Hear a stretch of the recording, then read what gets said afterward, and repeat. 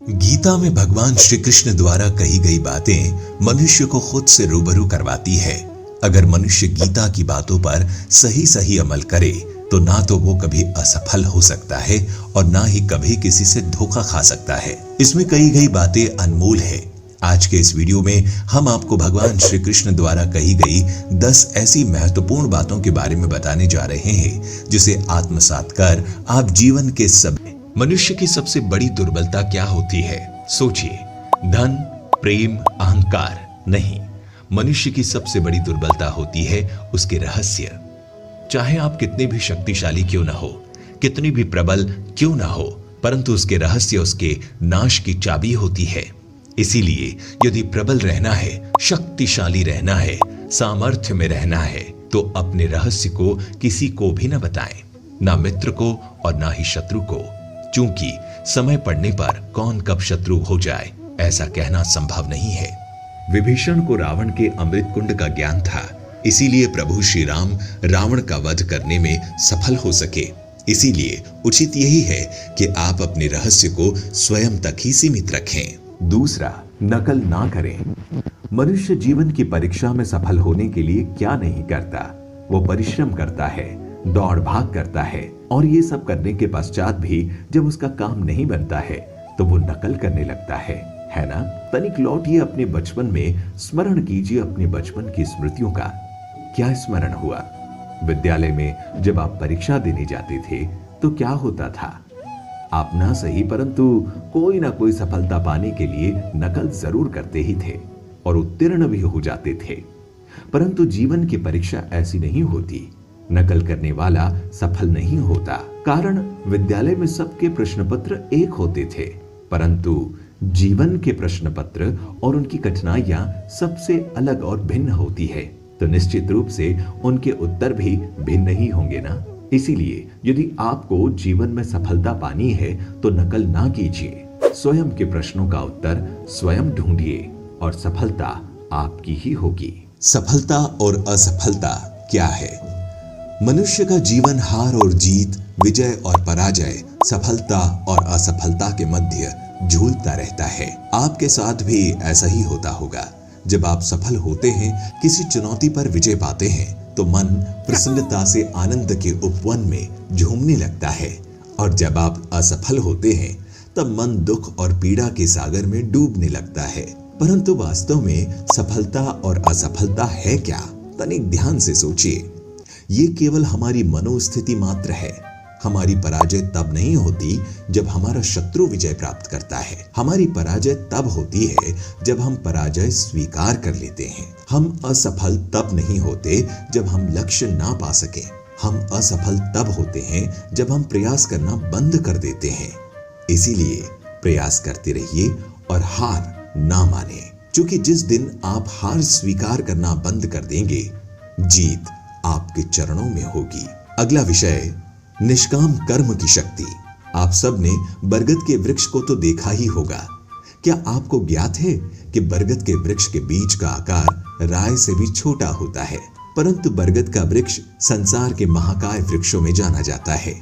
जब उसका जन्म होता है तब उसमें वो जटाएं, वो शाखाएं नहीं होती, परंतु जैसे जैसे उसका विस्तार होता है, जैसे जैसे वो अधिक शाखाओं का भार उठाता है, अधिक पत्तियों का सृजन करता है, वैसे वैसे उसकी शाखाएं जटाएं बनकर जड़ तक पहुंचती है और उस वृक्ष को सहारा देती है। ये जीवन का बहुत महत्वपूर्ण पथ है। बिना लोभ लालच शुभ कार्य करें, अन्य लोगों की सहायता करें। धीरे धीरे आपने जिनकी सहायता की वो आपके सहायक बनते जाएंगे, आपकी जड़ों को और भी बलशाली बनाएंगे, आयु, मान और आकार बढ़ाएंगे। सजीवन, सहायता और निष्काम कर्म आपको मृत्यु के पश्चात भी मरने नहीं देगा, आपको अमर रखेगा। अगला बिंदु है, ज्यादा बोलना हानिकारक होता है। हमारा शरीर प्रकृति का एक महान आविष्कार है। इससे जटिल संरचना संसार में और कोई नहीं। हमारा शरीर जितना जटिल है, यदि इसे ठीक से जाना जाए तो इससे अधिक सरल ज्ञान देने वाला और कोई नहीं। हमारे शरीर में 5 इंद्रियां होती है जो हमें भाव, गुण और वस्तुओं का बोध कराती है। हमारे पास आंख है, नाक है, स्पर्श के लिए त्वचा है, कान और जिह्वा है। सबका भिन्न भिन्न कार्य है। आंखों से देखना, कानों से सुनना, नथनों से श्वास लेना, त्वचा से स्पर्श करना और जिह्वा से स्वाद लेना। परंतु क्या आपने कभी सोचा है, प्रकृति ने हमें 2 आंखें दी, 2 नथुने दिए, 2 कान दिए, स्पर्श के लिए ये पूरा शरीर दिया, परंतु जिह्वा केवल एक दी। ऐसा क्यों? क्योंकि प्रकृति चाहती है हम देखें अधिक, सुने अधिक और ज्ञान अधिक अर्जित करें और बोले कम, क्योंकि अधिक वाचाल नाश को आमंत्रण देता है। याद रखिएगा। अगला बिंदु है अपनों की पहचान कैसे करें।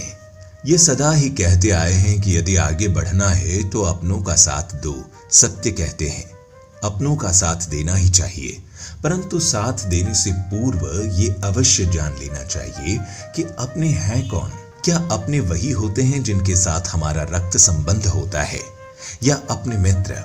अपने वो होते हैं जो हमें सद्कार्य के लिए प्रेरित करें, हमें आगे बढ़ाए, हमारा साथ दें, और वो जिनका साथ देने से समाज का नाश हो, धर्म की हानि हो, वो सगे होकर भी सगे नहीं होते।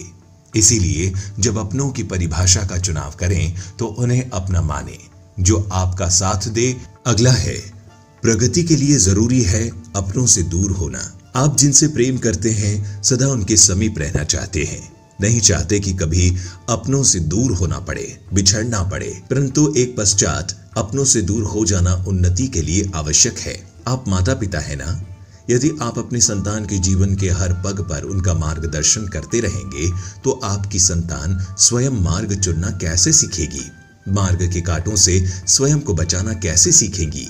इसीलिए एक समय के पश्चात अपनों से बनाई गई दूरी सदा लाभदायक रहती है। सकारात्मक सोच की शक्ति। आज मैं आप सबको एक कथा सुनाता हूँ। एक दिन एक व्यापारी अपने घर से निकला। घर से निकलते ही एक बिल्ली ने उस व्यापारी का मार्ग काट दिया, जिससे व्यापारी घबरा गया और वो घर लौट गया और शुभ घड़ी की प्रतीक्षा करने लगा। और जब वो पुनः अपने घर से निकला तब वो वाहन जा चुका था, जिसे राजा तक पहुंचकर उसे भेंट देनी थी। राजा को भेंट नहीं मिली, जिससे राजा क्रोधित हो गया। राजा ने उस व्यापारी का व्यापार बंद करवा दिया। इस कारण व्यापारी क्रोधित होकर घर पर अपनी पत्नी से लड़ बैठा। पत्नी अपने बच्चों समेत मायके वापस चली गई और उस व्यापारी के जीवन में यदि कुछ रह गया था तो केवल अंधकार था। और इन सब का कारण वो उस बिल्ली को मानता है जिसने उसका मार्ग काटा था। ऐसा ही एक दूसरा व्यापारी राजा को भेंट देने निकला और उस व्यापारी का मार्ग भी एक बिल्ली ने काट दिया। वो व्यापारी तनिक घबराया, परंतु उसने आगे बढ़ना अधिक उचित समझा। राजा तक वो समय पर पहुंचा। राजा प्रसन्न हुआ और राजा ने व्यापारी को अपना व्यापार बढ़ाने की अनुमति दी, स्वर्ण आभूषण दिए। जब व्यापारी घर पर पहुंचा तो पत्नी को आभूषण और अपने बच्चों को देने के लिए वस्त्र थे। हर और प्रसन्नता थी। आप दोनों के साथ एक ही प्रकार की घटना हुई, परंतु दोनों की प्रतिक्रिया भिन्न थी। ऐसा ही हमारा जीवन भी है। हमारे जीवन में प्रारब्ध का अपना स्थान है, परंतु उससे कई अधिक महत्वपूर्ण हमारी प्रतिक्रिया है, हमारी सोच का प्रभाव है, क्योंकि यही हमारे जीवन को आकार देता है। इसीलिए अपनी सोच को सकारात्मक रखिए। हम सभी अपने जीवन में कोई न कोई कार्य करते हैं। कार्य करते करते थकान की अनुभूति भी होती है, और यदि थकान ना उतरे तो कार्य करने का मन नहीं करता। हम आशा करते हैं कि कदाचित एक दिन में 24 के स्थान पर 26 घंटे होते तो आराम करने के लिए हमें और अधिक समय मिल जाता। हमें ऐसा अनुभव होता है कि हम बहुत अधिक कार्य कर रहे हैं, है ना? परंतु क्या आपने कभी सोचा है कि जो लोग संसार में सफल हैं, उनके पास भी सफल होने के लिए दिन में केवल 24 घंटे थे, तो फिर वो सफल क्यों हुए? इसका एक छोटा सा रहस्य है। वो कार्य चुनते हैं जो उन्हें प्रिय है, जिसे करने में उन्हें आनंद आता है। उन्हें लगता ही नहीं कि वो कार्य कर रहे हैं, उन्हें लगता है कि वो प्रतिफल आनंद मना रहे हैं। और जब आनंद मनाते हैं तो थकान कैसी? इसीलिए यदि आप जीवन में कोई भी काम कर रहे हैं तो वो आपके मन को भाना चाहिए, या जो कार्य आप कर रहे हैं उससे आपके मन को शांति मिलनी चाहिए। सफलता आपको अवश्य मिलेगी। अंतिम विषय, समय बहुत बहुमूल्य है। कभी सोचा है कि हमारा जीवन भी उस रेत की घड़ी की भांति है। जो रेत नीचे गिर चुकी है वो हमारा अतीत है, और जो अब भी ऊपर है वो हमारा आने वाला भविष्य है, और वर्तमान ये संकुचित स्थल है जहां से धीरे धीरे करके रेत गिर रही है। अर्थात हमारे पास जीने के लिए यही एक क्षण है। उसका उपयोग कैसे करना है ये हम पर निर्भर करता है। जो बीत गया उसका दुख मनाना है, या जो भविष्य में आने वाला है उसकी प्रतीक्षा में क्रोध करना है। सब कुछ करने के लिए यही एक क्षण है। प्रसन्न रहना है तो उसके लिए भी यही एक पल है। प्रतीक्षा करते रहोगे तो ये पल भी भूतकाल में बदल जाएगा। इसीलिए आनंद के लिए, परोपकार के लिए प्रतीक्षा ना कीजिए। आपके पास जो पल है उसका भरपूर सदुपयोग कीजिए, क्योंकि इस घड़ी को पलटकर आप फिर से समय अवश्य गिन सकते हैं, परंतु अपना बीता हुआ समय आप वापस नहीं लौटा पाएंगे। तो दर्शकों, भगवान श्री कृष्ण की इन बातों से आपने क्या सीखा, नीचे कमेंट में हमें जरूर लिखकर बताइए।